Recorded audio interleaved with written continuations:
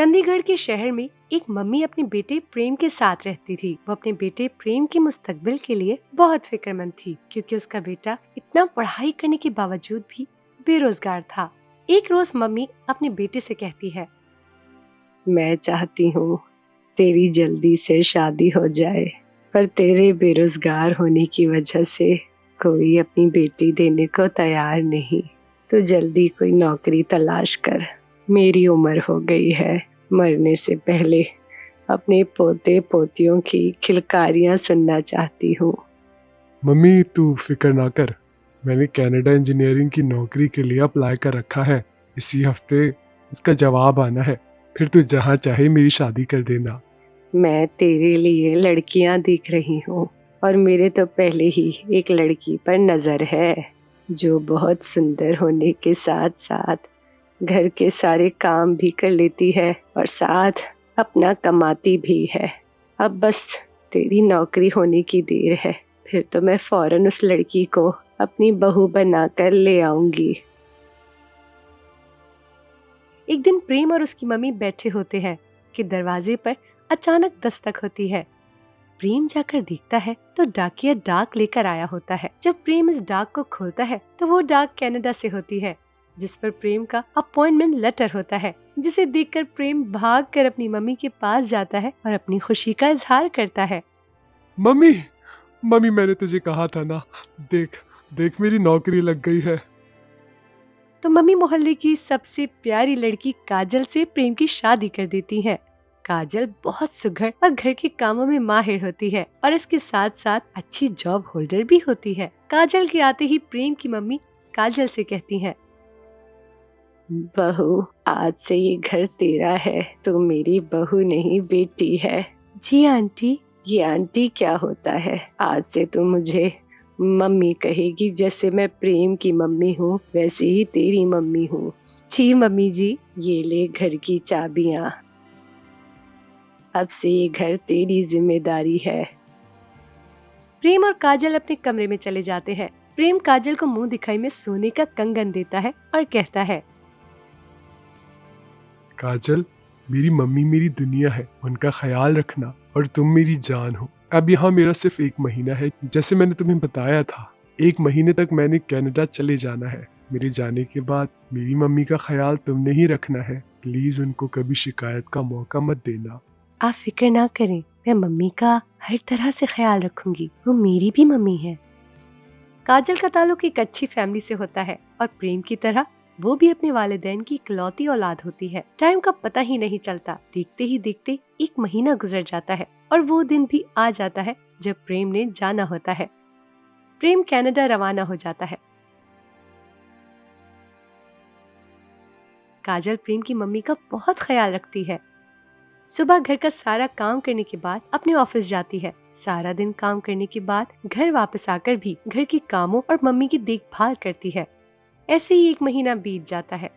फिर एक दिन प्रेम की मम्मी और काजल एक साथ बैठी होती हैं कि प्रेम की मम्मी के फोन पर मैसेज आता है और उसी टाइम काजल का फोन भी बजता है। प्रेम की मम्मी कहती है, इतनी कम सैलरी है क्या प्रेम की? अरे बहू, प्रेम ने इतने कम पैसे क्यों भेजे?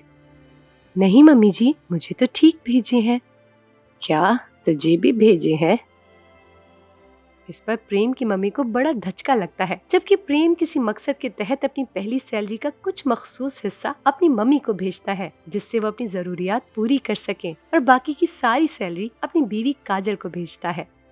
प्रेम की मम्मी को ये बात अच्छी नहीं लगती। वो 1 से 2 महीने तो चुप रहती हैं। उसके बाद वो काजल को नापसंद करने लग जाती हैं। काजल को बुरा भला कहती हैं, कोसती हैं।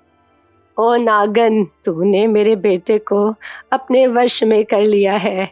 जब से तू आई है मेरा बेटा अपनी मम्मी को भूल गया है। अबे जादूगरनी, कौन सा जादू किया है तूने मेरे बेटे पे? मैंने तो तुझे अपनी बेटी कहा था।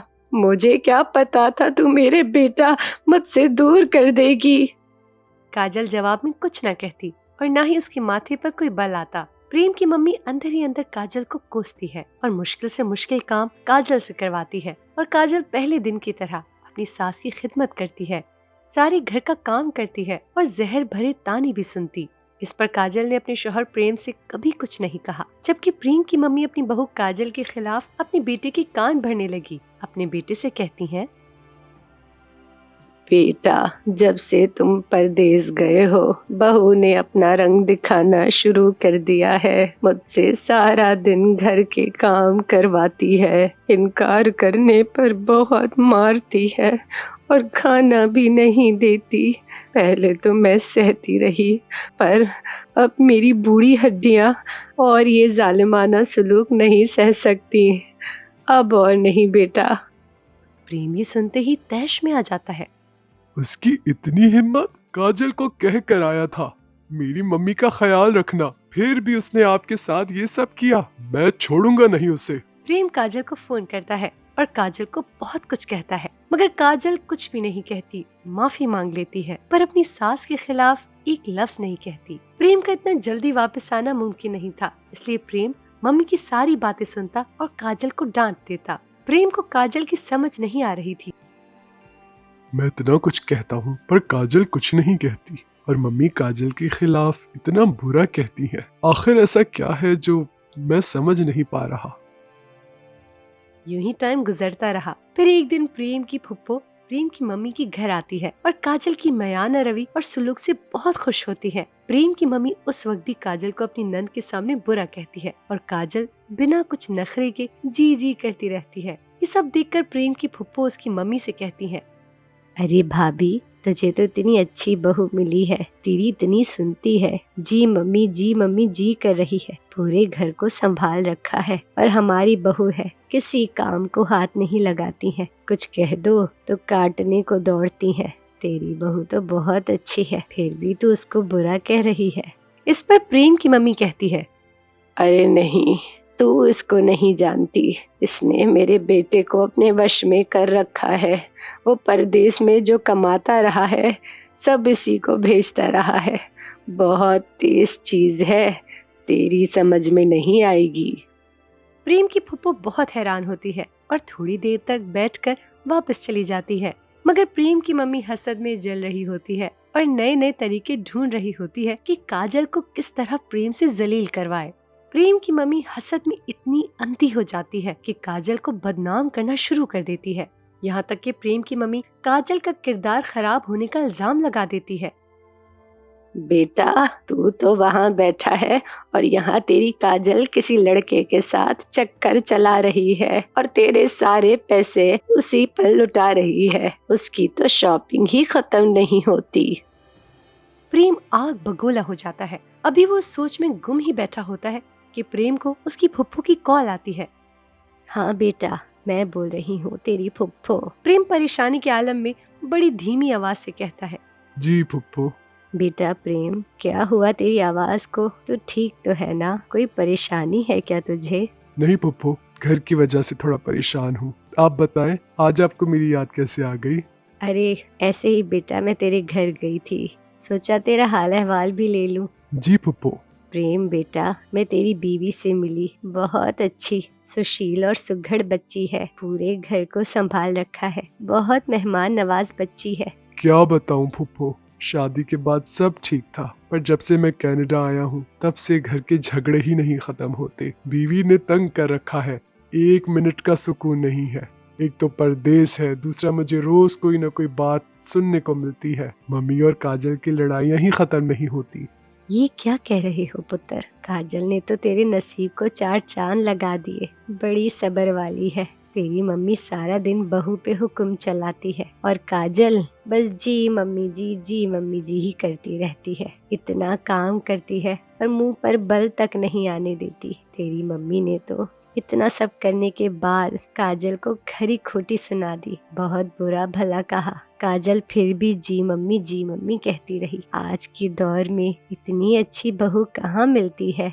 प्रेम हक्का बक्का रह गया कि आखिर माजरा क्या है। मम्मी तो मुझे काजल के बारे में कुछ और कह रही थी। इसी कश्मकश में वो कहता है, पप्पू मैं आपसे फिर बात करता हूँ। कॉल कट कर देता है और गहरी सोच में चला जाता है कि आखिर हो क्या रहा है। प्रेम को कनाडा हुए अब तकरीबन 1 साल हो चुका था। प्रेम अचानक किसी को बिना बताए घर आता है ताकि वो खुद अपनी आंखों से सारा माजरा देख सके। प्रेम अभी घर के बाहर ही होता है कि प्रेम की मम्मी की आवाज आ रही होती है। तू न किसी काम की नागिन, तुझे लाकर मैंने गलती कर दी। प्रेम चुपके से घर के अंदर देखता है। काजल झाड़ू पोछा कर रही होती है और प्रेम की मम्मी काजल को कोसने में लगी होती है और काजल बिना कुछ बोले अपना काम कर रही होती है। प्रेम काजल की ऐसी हालत देखकर सारी बात समझ जाता है और अचानक घर में दाखिल हो जाता है। प्रेम की मम्मी प्रेम को देखकर हक्का बक्का रह जाती है क्योंकि वो तो आराम से बैठी होती है और काजल घर का काम काज में लगी होती है। मम्मी हकलाते हुए, प्रेम तुम बेटा ऐसे अचानक? जी मम्मी, मैं ऐसे अचानक मैंने सोचा मैं खुद जाकर देखूंगा कि काजल ऐसा क्या कर रही है, कौन सा अत्याचार कर रही है मेरी मम्मी पे। ऐसा क्या कर दिया काजल ने कि तू काजल के खिलाफ हो गई। तू खुद ही लेकर आई थी ना काजल को। प्रेम बेटा तू मेरी बात सुन, ये ढोंग कर रही है। काजल फिर भी कुछ नहीं कहती, चुप खड़ी रहती है। वो तो मम्मी देख रहा हूँ मैं। तू कह रही थी काजल की शॉपिंग नहीं खत्म होती, इसका किसी लड़की के साथ चक्कर है। इसकी हालत से तो नहीं लग रहा। मम्मी के पास इसका कोई जवाब नहीं होता। एक रात गुजर जाने के बाद प्रेम सुबह के टाइम अपनी मम्मी से कहता है, मम्मी मैंने ये फैसला किया है, अब हम यहाँ नहीं रहेंगे। अब तू इस घर में रह। काजल वैसे भी अब तुझे पसंद नहीं है, तो मेरा यही फैसला है। इस पर मम्मी उदास हो जाती हैं और दिल में सोचती हैं कि मेरा तो एक ही बेटा है और मेरा बेटा ही मेरा सरमाया है। अगर ये भी मुझे छोड़ गया तो मेरा क्या बनेगा, मैं तो अकेली रह जाऊंगी। इस पर मम्मी को पछतावा होता है कि मैं पैसों के लिए अपने हीरे जैसे इकलौते बेटे को दूर नहीं कर सकती। मेरा बेटा ही तो मेरी दुनिया है। इस पर मम्मी को अपनी गलती का एहसास होता है और प्रेम से कहती है, बेटा मैं गुस्से, हसद और पैसों की लालच में अंधी हो गई थी, जो ये सब कर बैठी। इतनी अच्छी बहू की कदर नहीं की। तू मेरा बेटा है, अपनी मम्मी को माफ कर दे। मुझसे बहुत बड़ी भूल हो गई। मैं बूढ़ी जान अकेली क्या करूंगी, कैसे रहूंगी। प्रेम मेरे बेटे, मुझे माफ कर दे। फिर वो काजल से कहती है, काजल बहू तू मेरी बेटी है, मुझे माफ कर दे। मैं बहुत शर्मिंदा हूँ, मुझे बुरा लगा। मेरा बेटा सारे पैसे तुझे भेजता है, अब मेरी कदर नहीं, इसलिए मैं ये सब कर बैठी। मम्मी शर्मिंदा ना करें, आप मेरी मम्मी है। बड़े छोटों से माफी मांगते हुए अच्छे नहीं लगते और मुझे कोई शिकायत नहीं है आपसे और ना ही कोई गिला है और ना ही मैं आपको कहीं छोड़ कर जा रही हूँ। फिर प्रेम मम्मी को बताता है, मम्मी देखा तूने, इतना कुछ बुरा करने और कहने के बाद भी इसे कोई शिकायत नहीं है तुझसे और ना ही ये तुझे छोड़कर जाना चाहती है। और हाँ, एक और बात, तुझे जो मैं पैसे भेज रहा था वो तेरी जरूरत के लिए थे और जो काजल को भेज रहा था वो मैंने काजल को बैंक में जमा करवाने के लिए भेजे थे, क्योंकि मैं एक बड़ा और अच्छा घर बनाना चाहता हूँ।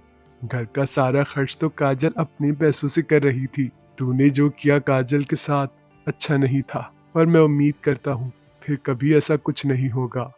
मम्मी रोने लगती है और प्रेम से कहती है, बेटा तू जो करना चाहता है कर। काजल मेरी बेटी, मुझे तुझ पर भरोसा है, मगर मुझे कभी छोड़कर जाने की बात मत करना।